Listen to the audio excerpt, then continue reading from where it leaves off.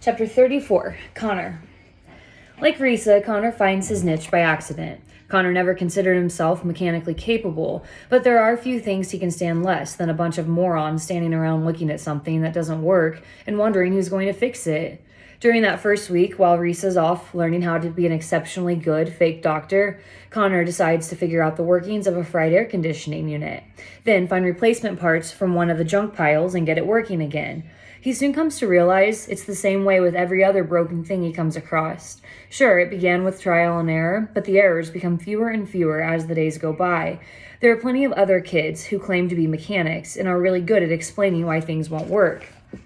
Connor, on the other hand, actually fixes them. It quickly gets him reassigned from trash duty to the repair crew, and since there are endless things to repair, it keeps his mind off of other things, such as how little he gets to see Risa and the Admiral's tightly structured world, and how quickly Roland is advancing through the social ranks of the place. Roland has managed to get himself one of the best assignments in the graveyard. By working the angles and applying plenty of flattery, he's been taken on as the pilot's assistant. Mostly, he just keeps the helicopter cleaned and fueled, but the assignment reeks of an apprenticeship. He's teaching me how to fly, he overhears Roland tell a bunch of other kids one day. Connor shudders to think of Roland behind the controls of a helicopter, but many kids are impressed by Roland. His age gives him seniority, and his manipulations gain him either fear or respect from a surprising number of others. Roland draws his negative energy from the kids around him, and there are a lot of kids here for him to draw from. Social manipulation is not one of Connor's strengths. Even among his own team, he's a bit of a mystery. Kids know not to tread on him because he has a low tolerance for irritation and idiocy, but there's no one they'd rather have on their side than Connor. People like you because you've got integrity, Hayden tells him, even when you're being a butt. Connor has to laugh at that. Him, integrity? There have been plenty of people in Connor's life who would think differently. But on the other hand, he's changing. He's been getting into fewer fights. Maybe it's because there's more room to breathe here than in the warehouse. Or maybe he's been working out his brain enough for it to successfully muscle his impulses into line. A lot of that has to do with Risa, because every time he forces himself to think before acting, it's her voice in his head telling him to slow down. He wants to tell her, but she's always so busy in the medical jet. And you don't just go to somebody and say, I'm a better person because you're in my head. She's also still in Roland's head, and that worries Connor. At first, Risa had been a tool to provoke Connor into a fight, but now Roland sees her as a prize. Now, instead of using brute strength against her, he tries to charm her at every turn. You're not actually falling for him, are you? He asked her one day, on one of the rare occasions that he can get her alone. I'll pretend he didn't just ask that, she tells him in disgust, but Connor has reasons to wonder.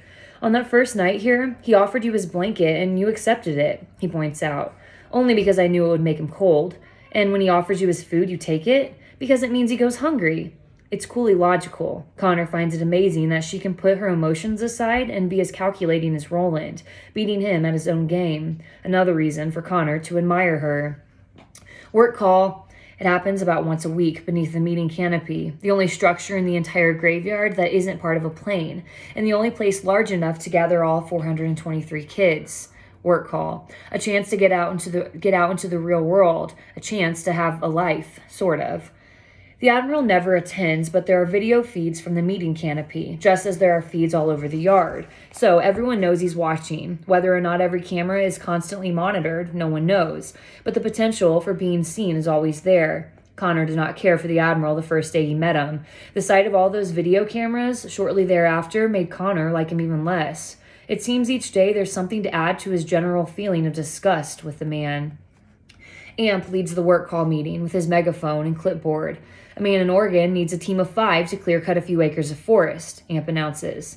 You'll be given room and board and taught to use the tools of the trade. The job should take a few months, and at the end you'll get new identities, 18-year-old identities. Amp doesn't let them know the salary because there is none. The Admiral gets paid, though. He gets paid a purchase price. Any takers? There are always takers. Sure enough, more than a dozen hands go up. 16-year-olds, mostly. 17s are too close to 18 to make it worth their while, and younger kids are too intimidated by the prospect. Report to the Admiral after the meeting. He'll make the final decision as to who goes. Work call infuriates Connor. He never puts his hand up, even if it's something he might actually want to do. The Admiral's using us, he says to the kids around him. Don't you see that?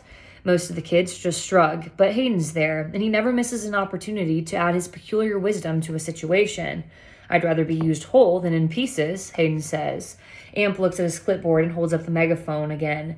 House cleaning services, he says. 3 are needed. Female preferred. No false IDs, but the location is secure and remote, which means you'll be safe from the juvie cops until you turn 18. Connor won't even look. Please tell me that no one raised their hand. About 6 girls, all 17 years old. It looks like, says Hayden. I guess no one wants to be a house girl for more than a year. This place isn't a refuge. It's a slave market. Why doesn't anyone see that? Who says they don't see it? It's just that unwinding makes slavery look good. It's always the lesser of 2 evils. I don't see why there have to be any evils at all.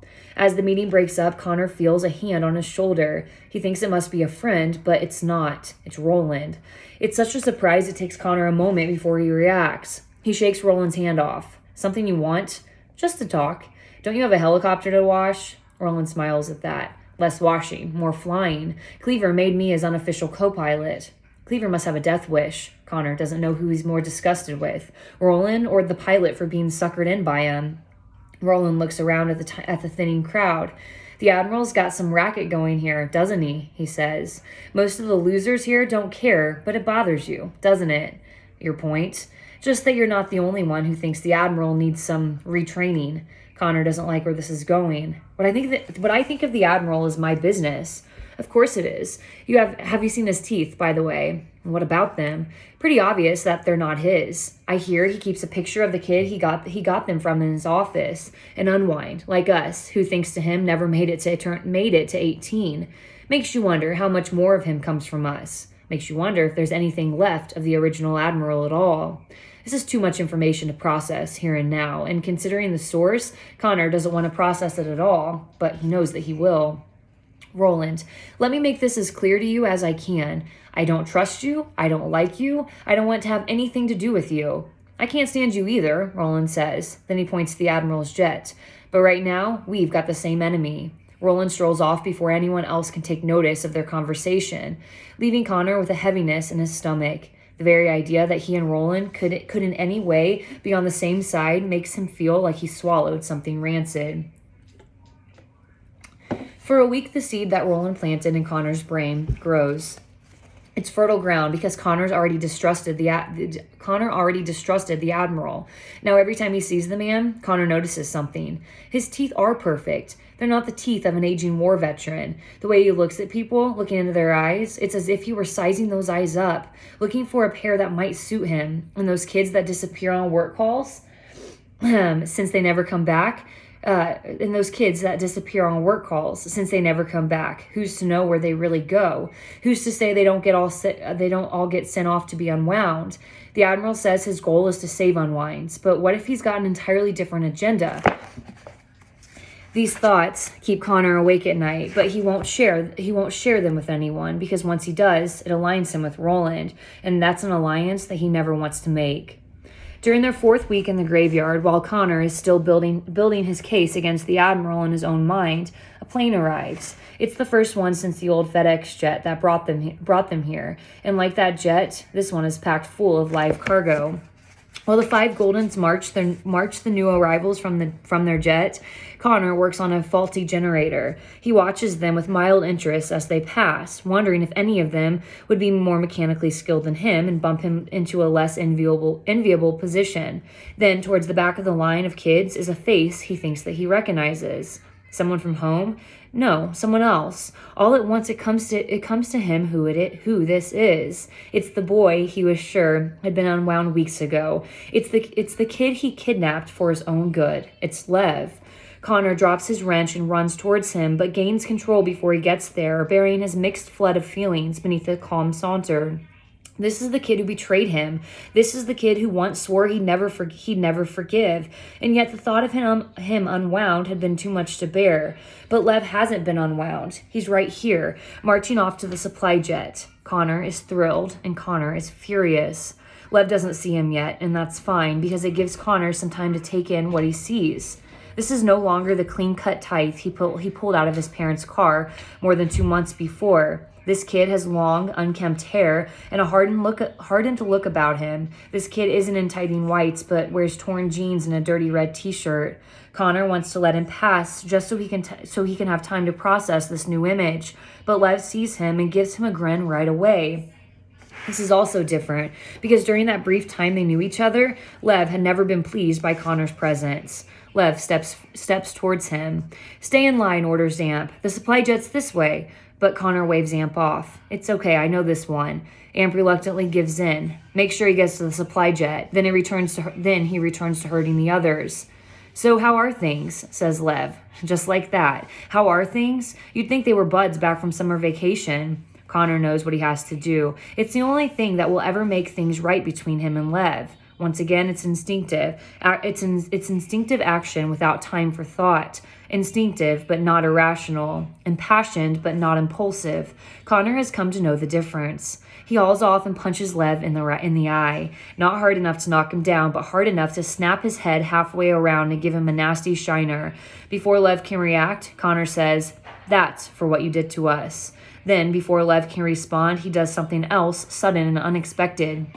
He pulls Lev towards him and hugs him tightly, the way he hugged his own brother last year when he took first place in the district pentathlon. "I'm really, really glad you're alive, Lev." "Yeah, me too." He lets Lev go before it starts feeling awkward, and when he does, he can see Lev's eye is already beginning to swell, and an idea occurs to him. "Come on, I'll take you over to the medical jet. I know someone who will take care of that eye." It isn't until later that night that Connor gets an inkling of how much Lev has truly changed. Connor is shaken awake sometime during the night. He opens his eye to a flashlight shining in his face, so close the light hurts. "Hey, what is this?" "Shh," says a voice behind the flashlight. "It's Lev." Lev should have been in the newcomers jet. That's where all the kids go until they get sorted into their teams. There are strict orders that no one is to be out at night. Apparently, Lev is no longer a boy bound by rules. What are you doing here?" Connor says. "Do you know the trouble you could be in?" He still can't see Lev's face behind that flashlight. "You hit me this afternoon," says Lev. "I hit you because I owed that to you." "I know, I deserved it, and so it's okay," says Lev. "But don't you ever hit me again, or you'll regret it." Although Connor has no intention of ever punching Lev out again, he does not respond well to ultimatums. "I'll hit you," says Connor, "if you deserve it." Silence from behind the flashlight. Then Lev says, "Fair enough, but you better make sure that I do." The light goes off. Lev leaves, but Connor can't sleep. Every Unwind has a story you don't want to know. He supposes Lev now has his.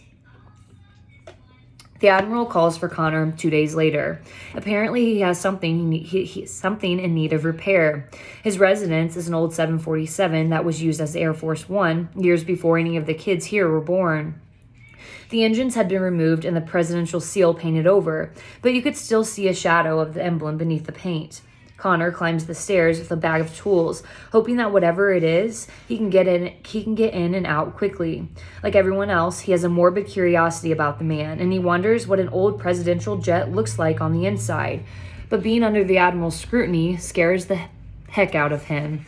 He steps through the hatch to find a couple of kids tidying up. They're younger kids that Connor doesn't know. He thought the Goldens might be in here, but they're nowhere to be seen. As for the jet, it's not nearly as luxurious as Connor had expected.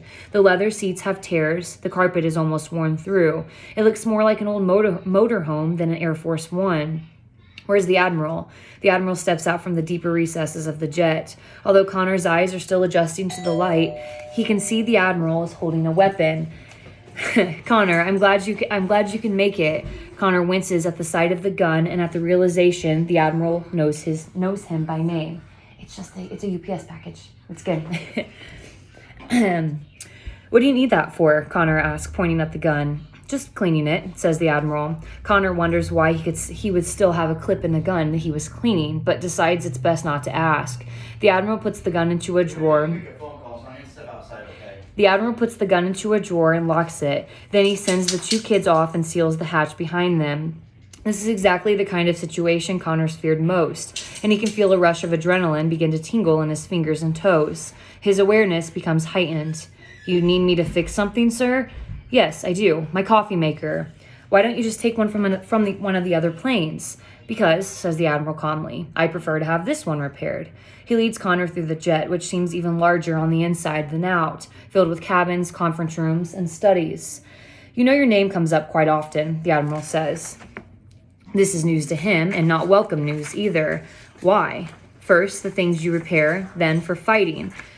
Connor senses a reprimand on the way. Yes, he's had fewer fights here than usual, but the Admiral is a man of zero tolerance. Sorry about the fighting. Don't be. Oh, there's no question that you're a loose cannon. But more often than not, you're aimed in the right direction. I don't know what you mean, sir. From what I can see, each fight you've engaged in has resolved one problem or another. Even the fights you lose, so even then, you're fixing things. He offers Connor that white-toothed smile. Connor shudders. He tries to hide it, but he's sure the Admiral sees it. They come to a small dining room and galley. Here we are, says the Admiral. The old coffee maker sits on a counter. It's a simple device. Connor's about to pull out a screwdriver to open up the back when he notices that it's not plugged in.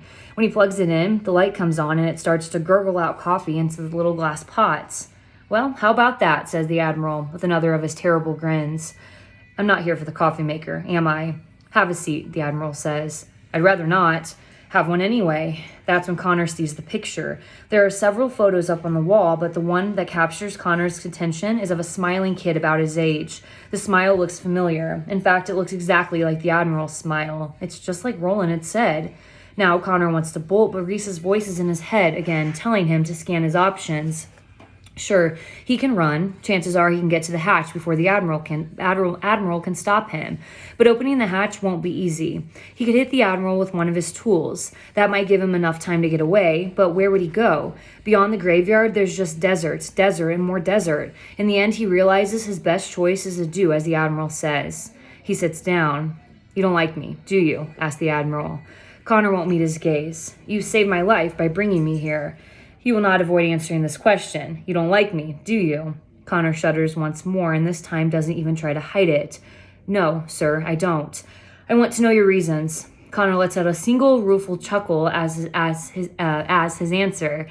You think I'm a slave dealer, says the Admiral, and that I'm using these unwinds for my own profit. If you know what I'm going to say, then why ask me? I want you to look at me. But Connor doesn't want to see the man's eyes, or more accurately, doesn't want the Admiral seeing his. I said, look at me. Reluctantly, Connor lifts his eyes and fixes them on the Admiral's. I'm looking. I believe you are a smart kid. Now I want you to think. I'm a decorated Admiral of the United States Navy. Do you think I need to be selling children to earn money? I don't know. Think, do I care about money and lavish things? I do not live in a mansion. I do not vacation on a tropical island. I spend my time in the stinking desert living in a rotting plane 365 days a year. Why do you think that is? I don't know. I think you do. Connor stands up now. In spite of the Admiral's tone of voice, he feels less and less intimidated by him. Whether it's wise or whether it's foolhardy, Connor decides to give the Admiral what he's asking for. You do it because of the power. You do it because it lets you keep hundreds of helpless kids in the palm of your hand. And you do it because you can pick and choose who gets unwound and which part you'll get. The Admiral is caught off guard by this. Suddenly, he's on the defensive. What did you say? It's obvious. All the scars and those teeth, they're not the ones you were born with, are they? So what is it you want from me? Is it my eyes or my ears? Or maybe it's my hands that can fix things so well. Is that why I'm here? Is it? The Admiral's voice is a predatory growl. You've gone too far.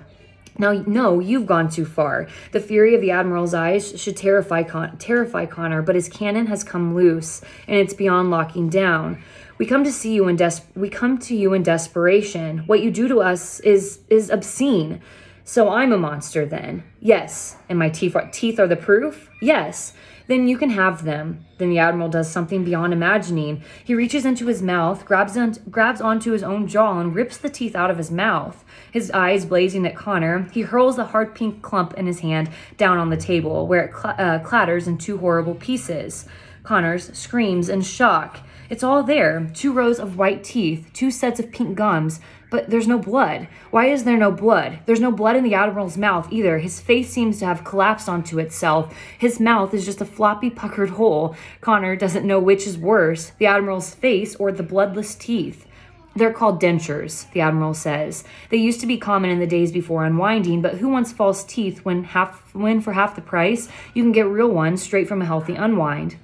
I had to get these made in Thailand. No one does it here anymore.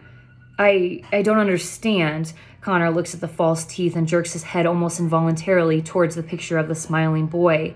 The Admiral follows his gaze. That, says the Admiral, was my son. His teeth looked very much like my own at that age, so they designed my dentures using his dental records. It's a relief to hear an explanation other than the one Roland gave.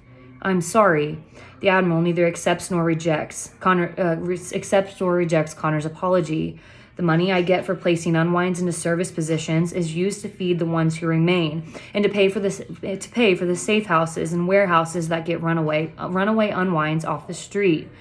It pays for the aircraft that get them here, and pays off anyone who needs bribery to look the other way. After that, the money that remains goes into the pockets of each unwind on the day they turn 18 and are sent out into this unforgiving world. So you see, I may still be, by your definition of the word, a slave dealer, but I'm not quite the monster that you think I am. Connor looks to the dentures that still sit there, glistening on the table. He thinks to grab them and hand them back to the Admiral as a peace offering, but decides the prospect is simply too disgusting. He lets the Admiral do it himself. Do you believe the things I've told you today? The Admiral asks. Connor considers it, but finds his compass is out of whack. Truth and rumors, facts and lies are all spinning in his head so wildly, he still can't say what is what. I think so, says Connor. No, so, says the Admiral, because you will see things today more awful than an old man's false teeth. I need to know that my trust in you is not misplaced.